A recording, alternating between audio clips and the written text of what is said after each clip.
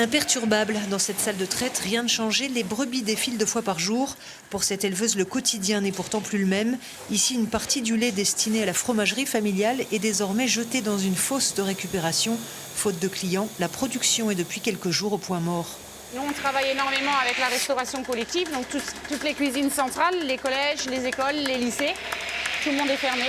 Après, on a aussi une partie de notre commercialisation qui part dans les restaurants, avec des chefs étoilés, des Aveyronnais qui travaillent un petit peu partout sur la France. C'est fermé aussi.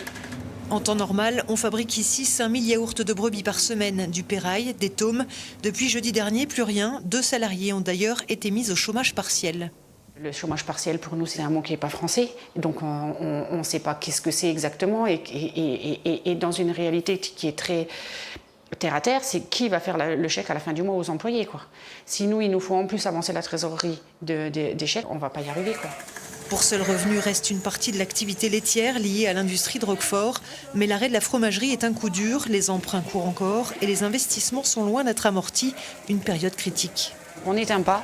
Parce qu'on espère recommencer, vous sentez, la clim est encore en route et les caves sont encore allumées parce qu'on espère que ça ne va pas durer, on espère que, je ne sais pas, des magasins viendront nous chercher. J'ai pas idée de ce qu'on espère en réalité, mais on espère, en tout cas, on n'arrête pas.